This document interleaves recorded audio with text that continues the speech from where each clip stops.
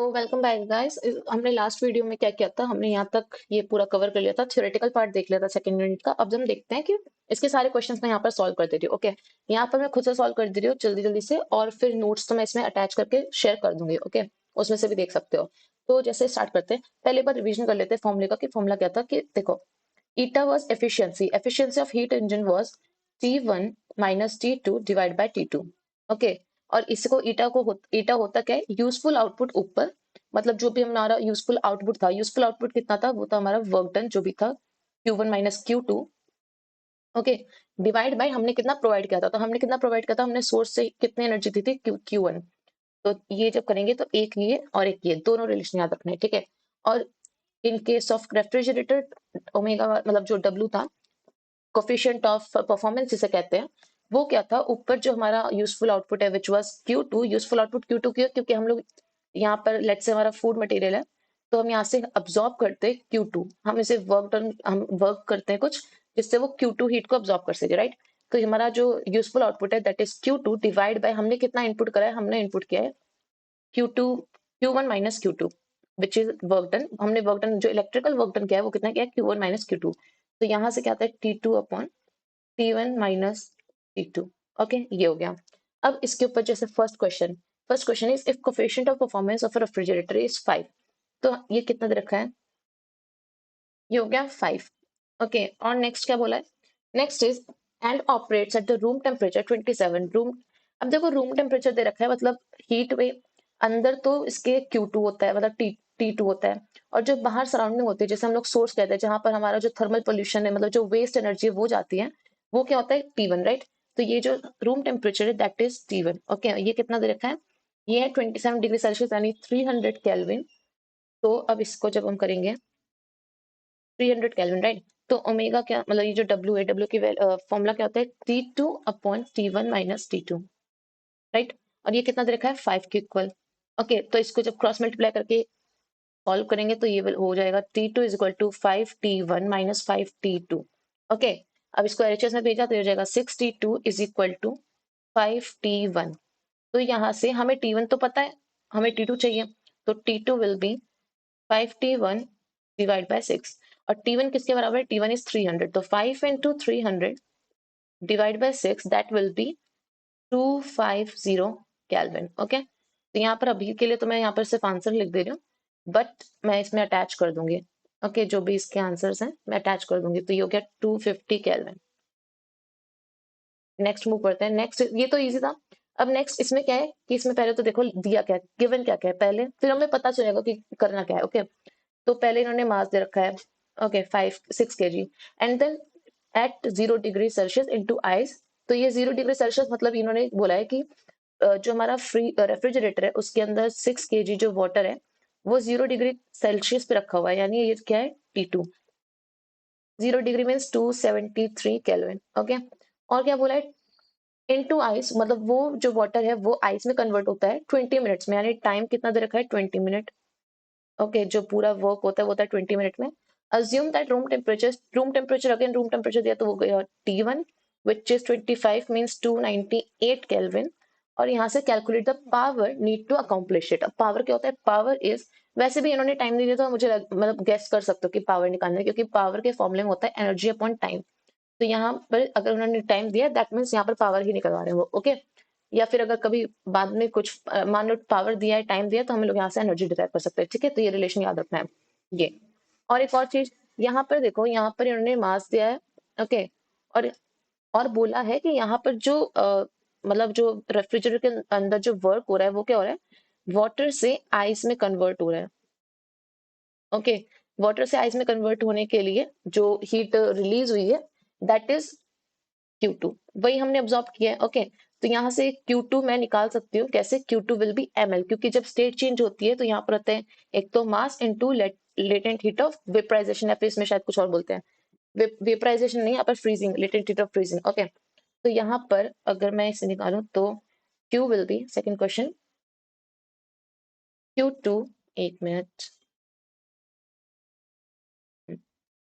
Q2 is equal to M into L. Okay, mass is 6 kg into L की value इन्होंने शायद दी हो, but हमने कटआउट में निकाल लिया, वो रखा नहीं कटआउट में, तो मैं यहाँ पर डायरेक्ट पुट कर दे रही हूँ। एल की वैल्यू है 3.36, हाँ 3.36 इंटू 10⁵ जूल्स। ओके, तो ये तो होगी Q2। अब हमें क्या दे रखा है, हमें पहले हम लोग निकालते हैं वर्क कोफिशिएंट ऑफ परफॉर्मेंस। वो कैसे आएगा, उसके लिए हमें चाहिए T2 upon T1 minus T2, right. और ये सारी वैल्यूज हमें दे रखी हैं। T2 कितना है 273, और T1 कितना है 298 माइनस ये कितना है 273। तो यहाँ से जो हमारा W आ जाएगा that will B 10.92, because 273 upon 25, तो ये होगा 10.92। ओके, सॉल्व करना यहाँ तक हो जाएगा। अब इसके बाद हमें क्या चाहिए, एनर्जी चाहिए, क्योंकि अगर हमें पावर चाहिए, पावर में हमें चाहिए work done divide by time, right. तो वर्क डन के लिए हम क्या करेंगे, और यहाँ पर हमें ये मिल गया है। अब वर्क डन के लिए हम इसी का यूज करेंगे। मैंने बताया था ना कि यहाँ पर useful output upon work done, तो यहाँ पर होगा जो ये W है that will be equal to useful output कितना होता है Q2 डिवाइड बाय हमने जितना वर्क किया है। वर्क कितना किया है, जो कि इलेक्ट्रिकल वर्क किया है, तो इसकी वैल्यू हमें दे रखी है 10.92 इज इक्वल टू Q2 की वैल्यू है ml। ओके, जहाँ पर m है मास और L है latent heat of fusion, fusion कहते हैं उसे, और वर्क डन इलेक्ट्रिसिटी से। तो यहाँ से जो वर्क डन आएगा that will B 6 into 3.36 divide by 10.92। Okay, और वो आएगा, मैंने जैसे सॉल्व कर रखा है यहाँ पर, तो वो आ रहा है 1.85 इंटू 1.85 इंटू 10⁵ जूल्स। ओके, अब ये हमारा यूजफुल वर्क डन भी आ गया। अब हमें चाहिए पावर। ओके, और पावर के लिए क्या होता है, वर्क डन या फिर energy divide by time. Time हमें दे रखा है, वर्क डन हमने निकाल लिया, ये हो गया work done is 1.85 into 10⁵ joules divide by time कितना है 20 मिनट्स, यानी 20 इंटू 60 सेकेंड्स। तो joule upon second will be watt, and ये आएगा वैल्यू 154 वॉट। ओके, तो इसका आंसर इज 154 वॉट। यहाँ लिख दे रहे हो कहीं 154 वॉट। ओके, मैं नोट्स वैसे अटैच करूंगी, अभी के लिए मैं ऐसे कर रही हूँ। नेक्स्ट क्वेश्चन पे मूव करते हैं। Next question is this.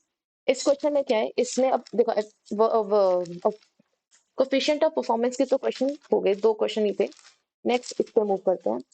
इसमें बोल रखा है अ कार्नोट इंजन, ये किस पे, कार्नोट इंजन की एफिशिएंसी पे, ठीक है। तो इसमें देखते हैं क्या कहते रखा है। पहले Carnot engine who sink is at, sink किस पे होता है T2, तो ये किसकी वैल्यू दे रखी है T2 की, 27 degree means 300 kelvin. Okay, has an efficiency of 50 degree, 50 degree की एफिशिएंसी यानी 50 अपॉन 100 1/2 की एफिशिएंसी है। ओके, एफिशिएंसी 100 में से देखी जाती है, इसलिए उसका रेशियो कितना है 1/2। Okay, by how much the temperature of the source be change to decreases, हमें चेंज करना है एफिशिएंसी को 40 डिग्री पे।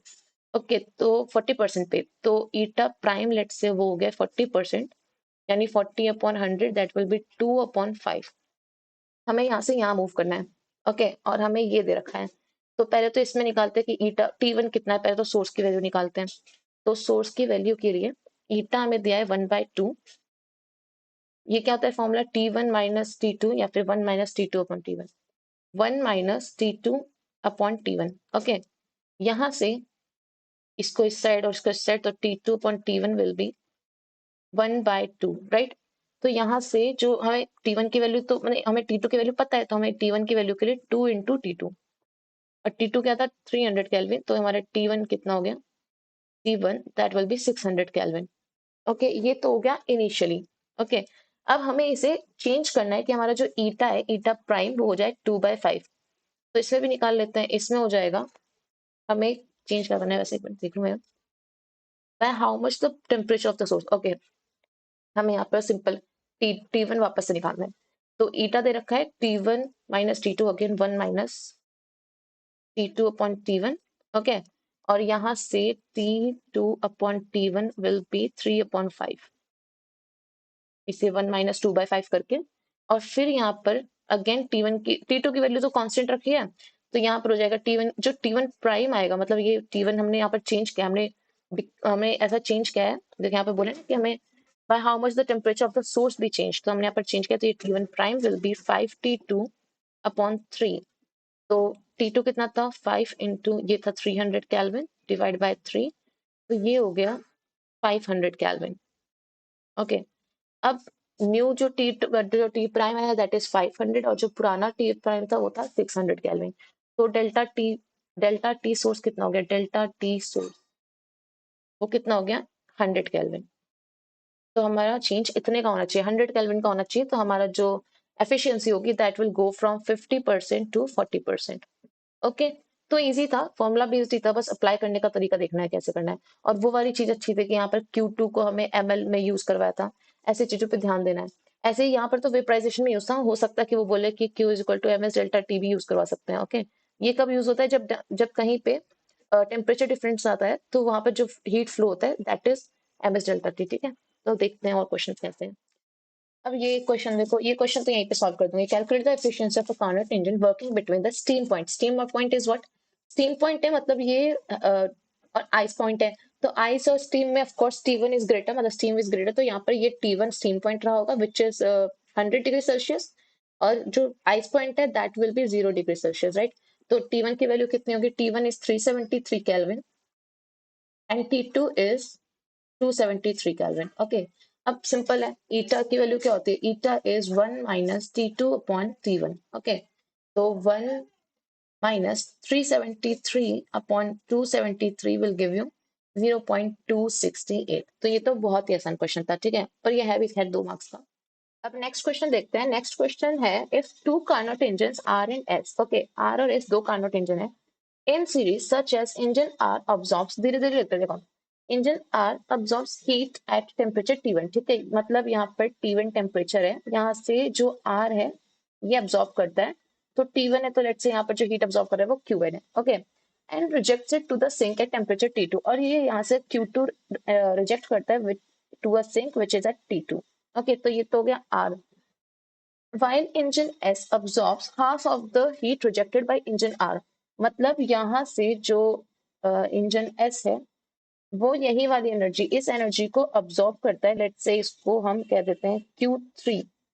ओके, Q3 यहाँ पर लिख देते हैं Q3, और वो भी वो कितने करता है, Q3 is half of the, okay, while engine S absorb half of the heat. Okay, half of the heat, यहाँ से अगर इसने Q2 रिजेक्ट किया है तो ये इसका Q कितना होगा, Q3 कितना होगा, Q2 अपॉन 2। ओके, जितना R ने रिजेक्ट किया विच इज Q2 उसका हाफ ये अब्सॉर्ब करता है, मतलब ये इसका क्या हो गया, ये इसका। अब देखो केस ये है कि ये तो इसका सिंक है, ठीक है, बट इस पार्ट के लिए ये इसका सोर्स है, क्योंकि यहाँ से हीट हम अब्सॉर्ब करवा रहे हैं एस में। ओके, तो ये इसलिए उन्होंने बोला कि सीरीज में, और ये बात ध्यान रखनी है, ठीक है, कि यहाँ पर जो हीट रिजेक्टेड है, जो इसका हीट रिजेक्टेड होगा वो इसका हीट का मतलब सोर्स की हीट होगी, जो इसका हीट अब्सॉर्ब होगा।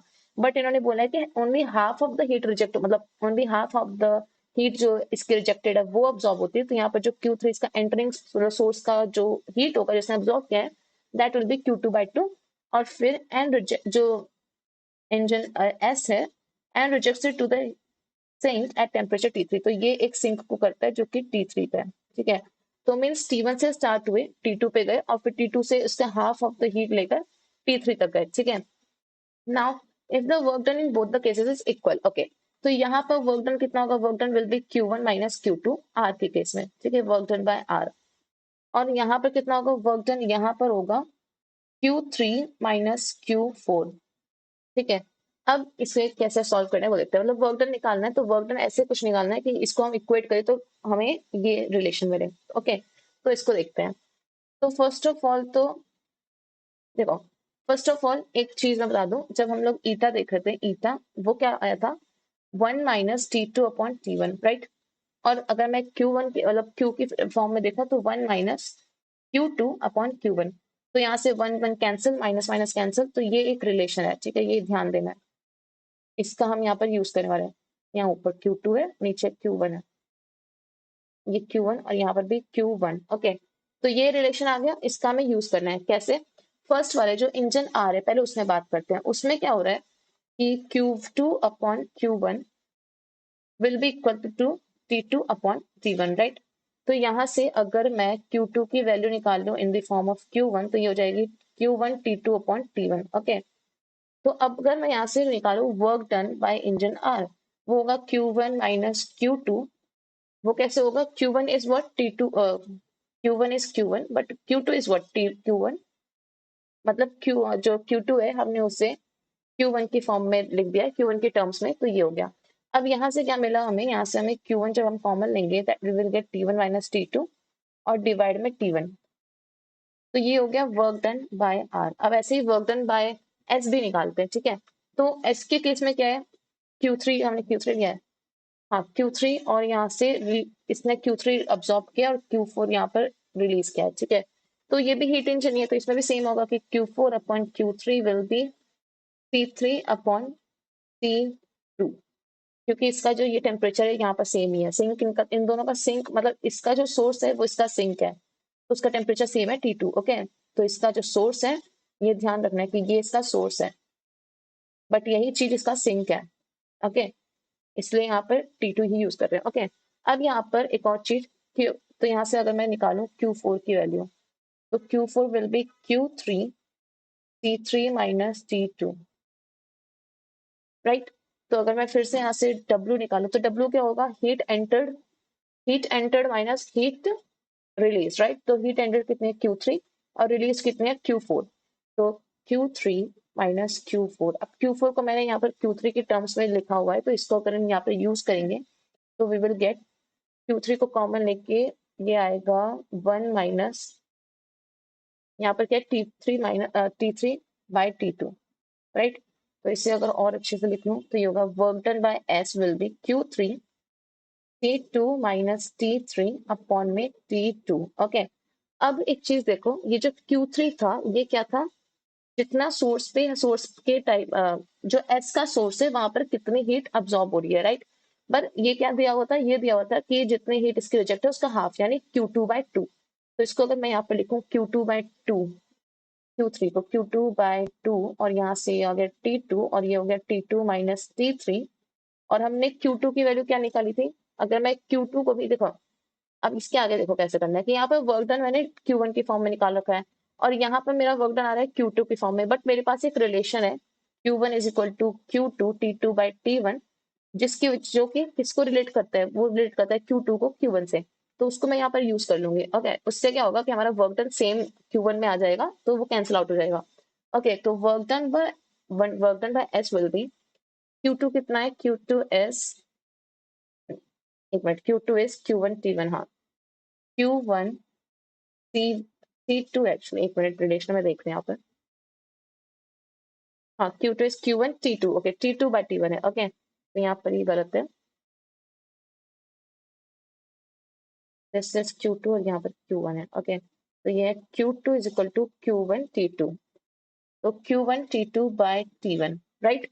तो इसको जब मैं इसमें रखूंगी Q2 की वैल्यू में, यहाँ पर Q2 की वैल्यू रख दी, अपॉन में 2 ऑलरेडी था तो वो 2 भी रख दिया, और क्या था यहाँ पर?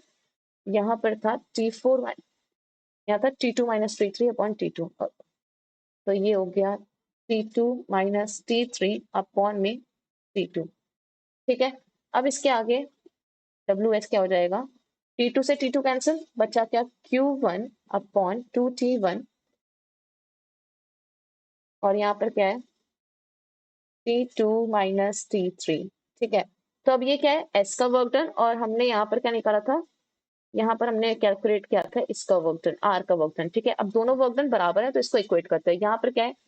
Q1 upon T1, T1 minus T2, और हमारा दूसरा वर्क डन बाय S कितना था? वो था Q1 upon 2T1, 2T2 minus 3T3, okay.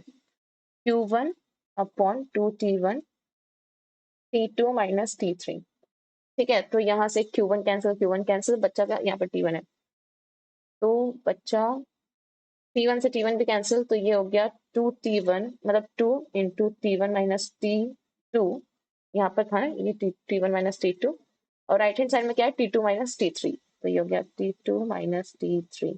अब देखते हैं एक बार कि प्रूफ क्या करना था। वो था T2 की टर्म्स में निकालना है, ओके। तो T2 यहाँ से एक्सट्रैक्ट करते हैं, तो ये होगा T2T1 minus 2T2 is equal to T2 minus T3, ठीक है। तो मैं यहाँ से अगर T2 को इधर ले जाऊं तो that will be 3T2 is equal to 2T1 plus T3, और यहाँ से T3 की वैल्यू आएगी 2T1 plus T3 divide by 3। तो ये रिलेशन मिल गया। ओके, इजी था, बस हमें ध्यान से धीरे धीरे एक एक स्टेप वाइज बढ़ना था। ठीक है, अब मैं एक बार इसे वो कर देती हूँ, वाइंड अप कर देती हूँ कि हमने करा कैसे। पहले एक है R, उसमें आती है अगर Q1 T1, ठीक है, ये उसका सोर्स है अगर, तो उसका सिंक क्या है Q2 T2। ठीक है, तो सिंस ये इसका सोर्स और सिंक है, तो यहाँ पर रिलेशन क्या यूज किया हमने, Q1 upon Q2 equal to T1 upon T2। ठीक है, ये एक रिलेशन यूज किया यहाँ पर T2। ओके, फिर यहाँ पर एक S है, वो क्या है, यहाँ पर जो इसका Q2 है, इसका हाफ यहाँ पर सोर्स है, यानी Q2 बाई T2, Q2, हाँ Q2/2 ये इसका सोर्स है, और यहाँ पर टेम्परेचर T2 यस, ठीक है, सेम टेम्परेचर है, और इसका जो हीट रिजेक्शन है वो है Q3 जो कि T3 पे होता है। ठीक है, तो यहाँ पे हम सेम करेंगे, Q4 एक्चुअली ये Q3 है, तो यहाँ भी सेम करेंगे, तो Q4 upon T3, Q4 upon Q2 into 2, मैंने डायरेक्ट इसकी वैल्यू रख दी Q3 की, और ये हो गया T3 अपॉन, क्योंकि Q4 की जगह देखो सिंक पे इसका T3 है, और यहाँ पर सोर्स कितना है T2। ठीक है, अब यहाँ से वैल्यू निकाली, यहाँ से अब दोनों में यूज क्या क्या है, वर्क डन इज कॉमन। ठीक है, work done by R is equal to work done by S. ठीक है, तो वर्क डन बाय आर कितना होगा, work done will be Q1 minus Q2, और यहाँ पर Q4 माइनस Q3। अब इसको Q2 का हमने रिप्रेजेंट कर लिया था Q1 की फॉर्म में, which was Q1 T1 T2 upon T1, और यहाँ पर हमने करा था Q4 को Q3 की फॉर्म में, नहीं Q4 नहीं, Q3 माइनस Q2 होगा ना, यहाँ पर Q3 माइनस Q2 है, सोर्स वाली जगह से माइनस होता है, तो Q3 माइनस Q4, और यहाँ पर ये तो है ही Q1 क्वांटिटी T1, तो Q3 को हमने, अगर हम मैं इसको Q3 के फॉर्म में कहूँ, तो Q3 minus Q3 T3 divide by T2, ये मिला। ओके, अब यहाँ पर जो Q3 है, Q3 क्या था, Q3 वॉज, मतलब Q3 मतलब जो हमारा सोर्स पे जो एस के सोर्स पे जो हीट है, हीट जो अब्सॉर्ब्ड है वो कितना है Q3। ओके, और वो किसके इक्वल दे रखा है, इसके हाफ, यानी Q2/2। तो इसको जब रखा Q3 को कॉमन लेके Q2/2, तो यहाँ हुआ T2 माइनस T3 अपॉन में T1 T2। ठीक है, ये हो गया, और यहाँ पर जो Q2 है ये तो ऑलरेडी हमने इसके टर्म्स में कर रखा था, तो उसे सॉल्व करोगे तो मिल जाएगा रिलेशन। ओके, ये क्वेश्चन भी हो गया। अब ये नेक्स्ट क्वेश्चन, ये क्वेश्चन सेम वैसे ही जैसा अभी हमने ऊपर किया था। इसमें क्या है, a Carnot engine who is low temperature, यानी लो टेम्परेचर रिजर्वायर में सिंक की वैल्यू यानी T2 is equal to 7 degree यानी 280 केल्विन, राइट। फिर इसकी एफिशिएंसी कितनी दे रखी है, वो दे रखी है 40%, यानी 2/5। Okay, 2/5। Next is it is desire to increase the efficiency to, अब लास्ट वाले क्वेश्चन में हमने डिक्रीज की थी एफिशिएंसी, ठीक है, 50 to 40 रहते हैं, इसमें हम लोग इंक्रीज कर रहे हैं, तो यानी हमारा डेल्टा टी जो है वो इंक्रीज होगा।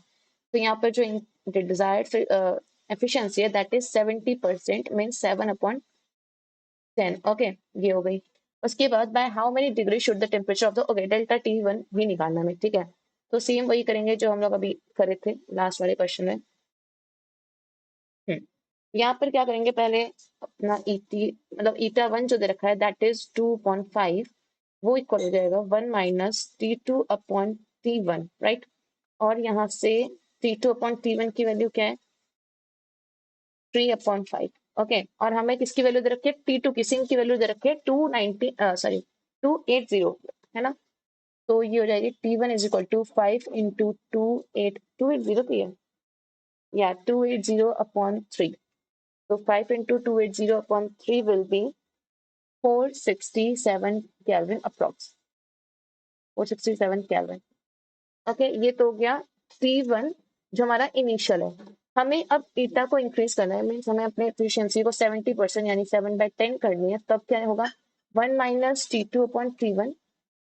ओके, T1 प्राइम, बिकॉज यहाँ पर हम लोग T1 को चेंज कर रहे हैं, तो वो T1 प्राइम, लेट्स से उसे T1 प्राइम कह दिया, तो ये क्या हो जाएगा, T2 upon T1 prime is equal to 1 minus 7/10, that is 3/10। अब यहाँ से हम लोग फिर से वही निकाल लेंगे, अपना T1 prime will be 10 into T2 which is 280 upon 3। Okay, तो इसे सॉल्व करेंगे तो ये आएगा 960 एक में 933 kelvin, 933 kelvin T1 prime. Okay, अब T1 प्राइम आ गया है और T1 हमारे पास जो इनिशियल T1 था वो 467 था, तो 933 माइनस 467, 468 केल्विन। ओके, इसको अब हम लोग डिग्री सेल्सियस में रिप्रेजेंट करके इसको आंसर कर देंगे, ठीक है। तो ये हो गया कितना, 468 kelvin is the answer. Okay, next देखते हैं।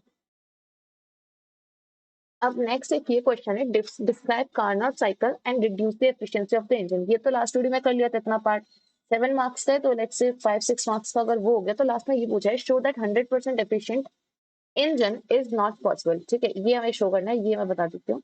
लास्ट मतलब देखो, इससे पहले वाला पार्ट तो ऑफकोर्स हो रखा है, लास्ट वीडियो में करा था, पूरी डेरिवेशन है उसकी। अब इसके आगे कैसे करना है ये देखते हैं। यहाँ पर एफिशिएंसी क्या होती है, efficiency is eta is equal to 1 minus Q2 upon Q1, right. अब Q1 क्या होता है, heat absorb from the source, and Q2 is the heat, मतलब हीट अब्सॉर्ब किया सोर्स से, मतलब जहां पर सोर्स रखा होता है वहां से T1 Q1 अब्सॉर्ब किया, यहाँ पर कुछ वर्क डन किया, उससे वर्क डन हुआ, यहाँ पर कुछ हीट रिजेक्ट हुई as a heat loss. Okay, Q2, जिसे हम Q2 कहते हैं, ठीक है। तो फॉर 100% एफिशिएंसी मीन्स 100% का मतलब ये 1 हो जाएगा, that means eta is equal to 1 कब होगा, जब ये Q2 minus Q1 will B 0, right. ये जब टर्म पूरी 0 जाएगी तो ईटा इज इक्वल टू 1 हो जाएगा, दैट मीन्स Q2 को हम लोग क्या कर देंगे यहाँ पे 0। अब अगर Q2 0 हो गया, दैट मीन्स कि जो सिंक है वहां पर कोई भी हीट हमारी रिजेक्ट नहीं हो रही है, ठीक है।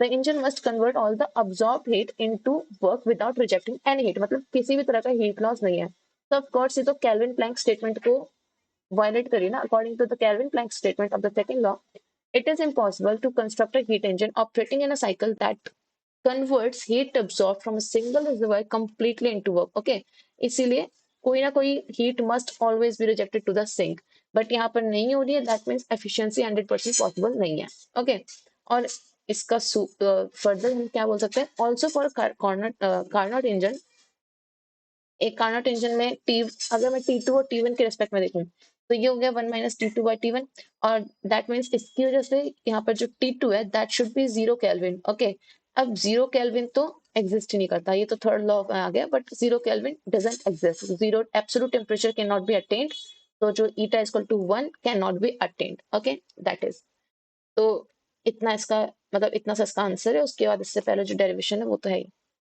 नेक्स्ट क्वेश्चन देखते हैं। अब देखो एक बार इस स्लाइड को पूरा स्टार्टिंग से देखते हैं कितने क्वेश्चन कर लिए।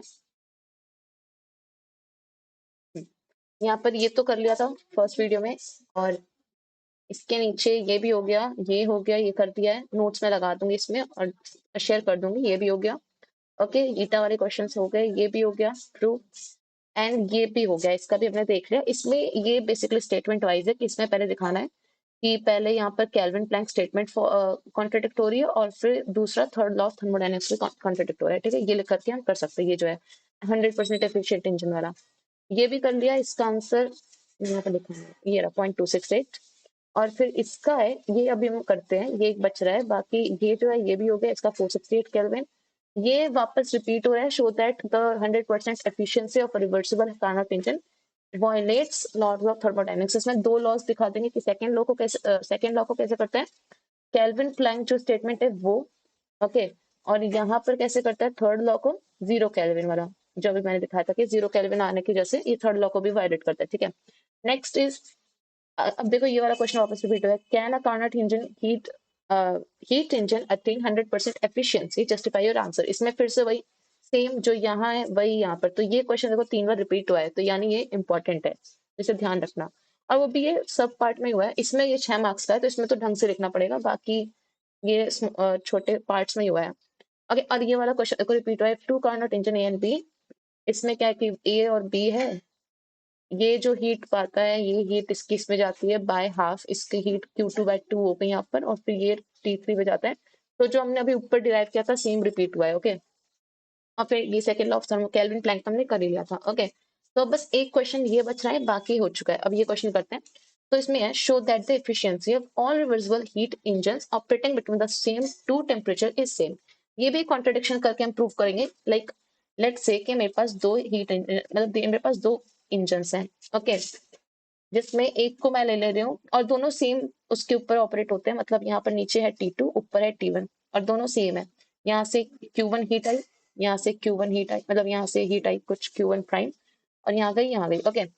अब लेट्स से ये हमारा इंजन है, मतलब ये हमारा हीट इंजन है और ये हमारा रेफ्रिजरेटर है। इंजन दोनों ही है, दोनों में सेम कॉन्सेप्ट लगता है सब कुछ। बस इसमें जो इसमें अगर जो Q1 इसने किया और Q2 इसने रिलीज किया तो इसने वर्क डन किया होगा कुछ, है ना। और वो जो वर्क डन है वो इस आर में, लेट्स से इस आर में जा रहा है ओके। जो वर्क डन हमें रेफ्रिजरेटर में वर्क डन की, मतलब वर्क डन के इनपुट की जरूरत होती है और इसमें आउटपुट की। तो जो इंजन वर्क एमिट कर रहा है, मतलब जो वर्क डन कर रहा है वो किस पे कर रहा है, आर पे। तो रेफ्रिजरेटर का वर्क इनपुट कितना हो गया, दिस डब्ल्यू, एंड इसका वर्क आउटपुट कितना हो गया, दिस डब्ल्यू। ठीक है, तो ये जो एरो है दिस इज कि ये जो इंजन है ये जो वर्क कर रहा है वो आर का इनपुट है ओके। इंजन का वर्क डन इज आर का आउटपुट। ठीक है, अब लेट से इसका जो ईटा है हम कॉन्ट्रडिक्ट करेंगे कि लेट से ये दोनों सेम नहीं है। एक का है ईटा वन, एक का है ईटा टू। लेट से ये ईटा वन है, ये ईटा टू है।